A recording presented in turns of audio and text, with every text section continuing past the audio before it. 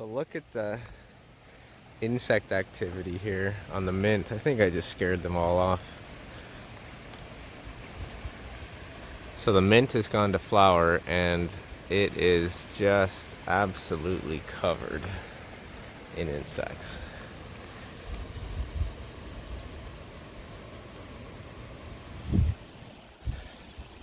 So given all this insect activity right next to a guild with a serviceberry, we've got a plum over here, and we've got yarrow, which is also constantly covered in insects, albeit completely different insect. I don't know if you can see, there's a little guy flying in here.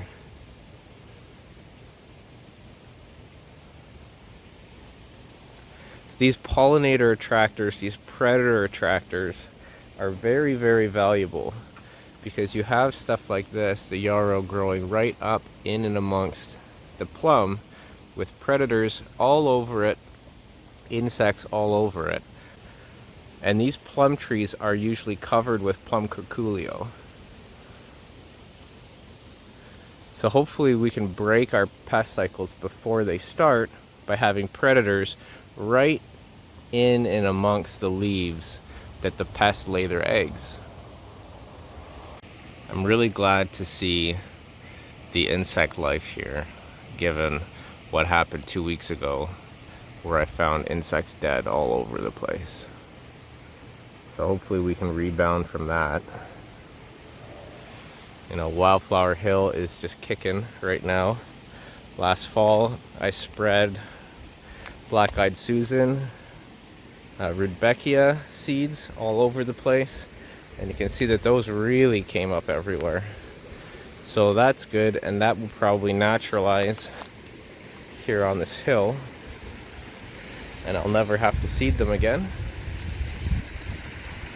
We've just got tremendous amount of flowers here.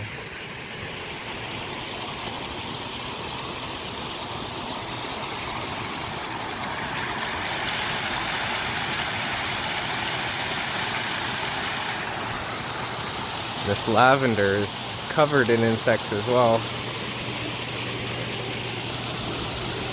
This is just such a wonderful medicinal plant.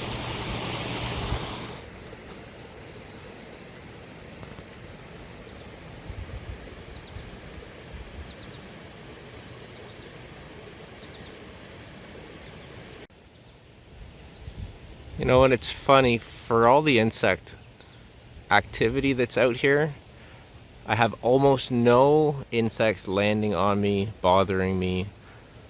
You know, why would you jump on a human walking by when you've got all this wonderful food here? So it's kind of funny, you can be surrounded by insects, but really they're not bothering you at all. You see some of these little ones that are in there? You know, so what are we killing when we spray things with pesticides to solve a problem on our fruit trees? We're killing stuff that we don't even see. We don't even know that's there. You see how small some of this stuff is? And what about stuff smaller than that? What about microscopic insects that we kill? We kill millions and millions of insects when we spray for one insect. Instead, we should be trying to promote diversity and have tons of insects and create a war zone where the insects solve the problem for us. So here's an update on the Chicago hardy fig. I know people like seeing updates on that. So it's still pushing out growth. We'll probably get fruit set sometime in the next month or two, I'm hoping. But I think, if I remember correctly, it was sometime last August or even September where I was eating figs. But this thing totally lived. Here at the wetland filter, wanted to show you actually something else that's in fruit just here. I'm trying to kind of situate you guys so you kind of know where these plants are when I take the bigger shots, and you can kind of picture where things are. So this is a serviceberry. Many people really love these service berries and continuously ask me, how come you don't show the service berries, or do you have any service berries? I planted probably close to 80 service berries, but this one is putting on very large fruit. So this is the fruit, so I'll pop it open here. So that's the fruit. It's pretty good, but it's a very healthy fruit. And the June berry, the Saskatoon berry variety, is a little tastier. I'll try not to take too many of them, save them for the birds. And I plant these, oh, that was a really good one. I plant these specifically for the birds because I want them eating this and not pecking holes in my peaches. So they love these berries. I'm actually surprised there's any left. Maybe the birds are having a hard time finding this, or maybe there's just so much food everywhere else for the birds that they haven't really got to this yet. But there's quite a bit of fruit here for them still. And this tree will get to be 20 feet tall and just covered in this stuff. And I can forage the lower branches, and then the upper branches are just payment to the bird overlords that are going to keep my system pest-free, continuously bring fertility, spread seeds around, spread my trees well beyond my own borders. This is how you really create a system that's going to outlive you. This is how you create that legacy building thing, is you have to offload the work to nature. You have to give birds and squirrels and all of nature's little cultivators and planters, you have to provide food for them as well. And then they will spread your seeds of your berries, everywhere, kilometers away. And something that you started on your land can then have a very, very positive impact on land even multiple miles away from you. The key is just that we need to know that that this isn't all just for us, that we have to plant stuff that the other animals will enjoy as well. I'm gonna have to figure out what to do with all these apples. I'm gonna have a ton of apples this year. A great year for peaches, apples, and pears. Definitely. Peach tree's still doing well, still holding on. We've got this hockey net trellis that's kind of supporting the peaches a little bit. You can see that you can open up as much air as you want into the tree, and once these branches kind of fold over like this, just overloaded with fruit, that it's very difficult for moisture to get in, or for moisture to dry out in there. And these are heavy, but it's gonna be a fantastic year. And as soon as, let me talk about peaches real quick. Okay, so see, we've got some unripe peaches down here that are still mostly green, and we've got some peaches that are starting to turn color. Peaches will actually ripen off of the tree, but what they really need to do is get past that green stage.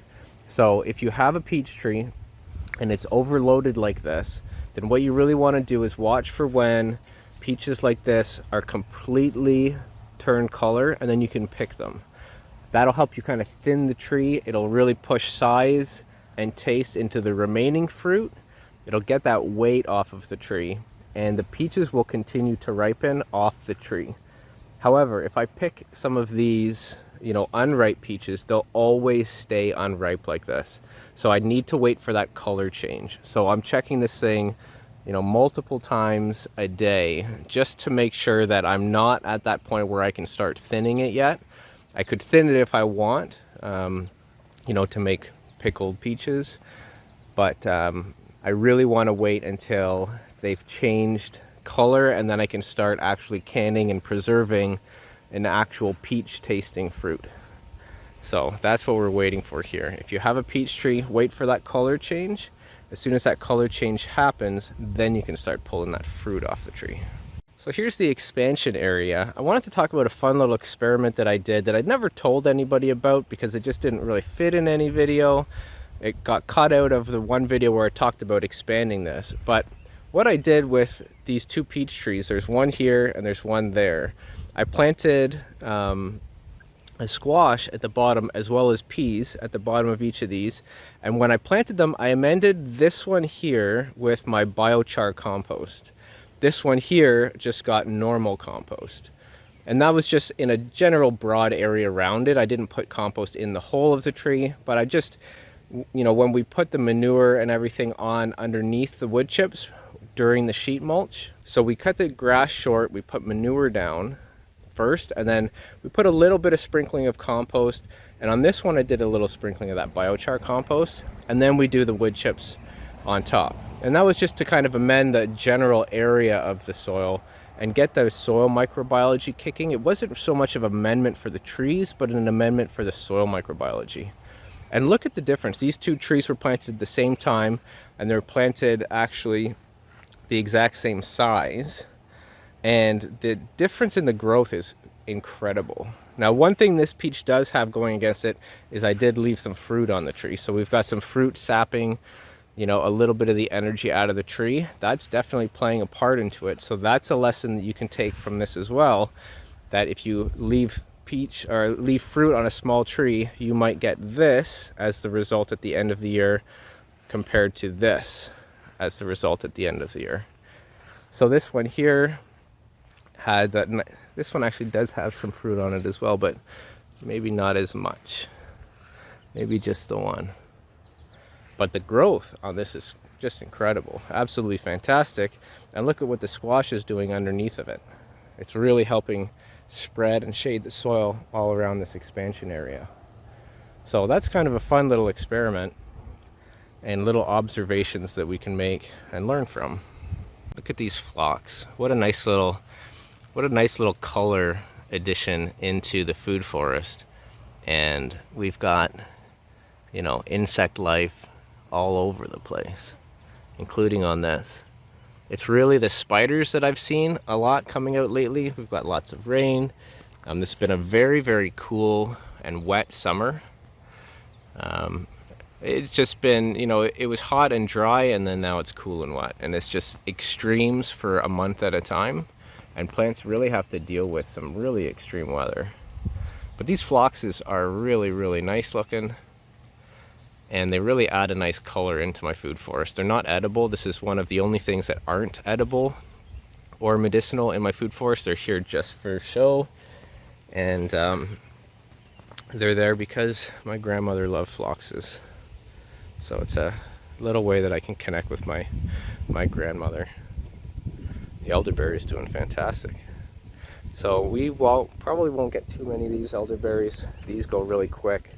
I try to stay on top of them and watch for when they start turning. We'll try to get some, but again, this is a price that I pay. I plant these for the birds. The birds take them, and hopefully if they have that food, they're not pecking holes in my peaches. So I brought some of the jams out that I made. We made about 6 jars of each, 6 jars total, 3 of each. And this is the blackcurrant jam. So this is one of my favorite jams. Probably Haskap and blackcurrant. They just have such a nice tang to them, and they set really well. There's no pectin in here and very low sugar. So the key to that is you just boil it for longer to get the set. It's basically temperature, time, and sugar. So you can reduce sugar and increase boiling and temperature plus time, so the time that you boil it, and you'll still get good fruit set. You just have to basically boil away some more of the water of the fruit, which does increase the sugar ratio, but that way you're actually using less sugar. But you know, fantastic set on this one. It's almost like a gummy candy. I actually did it too long, about 20 minutes on that one. And then this here is a red currant raspberry jam. And this was a suggestion from one of my watchers. And what a fantastic suggestion that was. I think it might be my favorite jam that I've ever made. Even more than the elderberry, or even more than the blackcurrant, and even more than the Haskap. There's just something about the red currant and the raspberry that goes so well together. Raspberries tend to boil down and get really bland tasting. The flavors don't really come out, and that's where the red currant comes in and gives it a little tang to the jam, and it's just incredible. So we're really excited. My wife absolutely went crazy over these, and yeah, kids love it and everything. Jackson doesn't love it, but the rest of the kids love it. Jackson's just not a jam guy. So thanks for watching. Thanks for coming around for a little walk around the food forest. I hope you guys are having fantastic growing seasons like I am. The best season ever this season for sure. Annual veggies are doing all right. They're just a little slower. It's been really wet and cold, but man, the perennials are just pumping food out. It's unbelievable. Make sure that you add some perennials into your gardens. Don't just have a veggie garden. Get other stuff. And if you don't really like fruit because you don't want the carbs and the sugar, it's still a great source of fiber though. But if you don't like the carbs and the sugar, there are perennial options that you can do for veggies. There's trees with leaves you can eat. There are wonderful greens that are perennial as well. So consider putting perennials into your system, because the more diversity we have and the longer that these plants can get their root systems established, the stronger they can get. They can tolerate seasons like this, really weird, hot, dry at the beginning of the year for like 2 months, and then really, really just sunless and wet and dreary for the middle of July. So really, really strange year, but the perennial system is handling it, is taking it all in stride. Definitely make sure that you're, really ramping up that diversity. Thanks for watching, guys. Don't forget to plant foods for the birds and the insects. They need it more than we do. See you on the next one.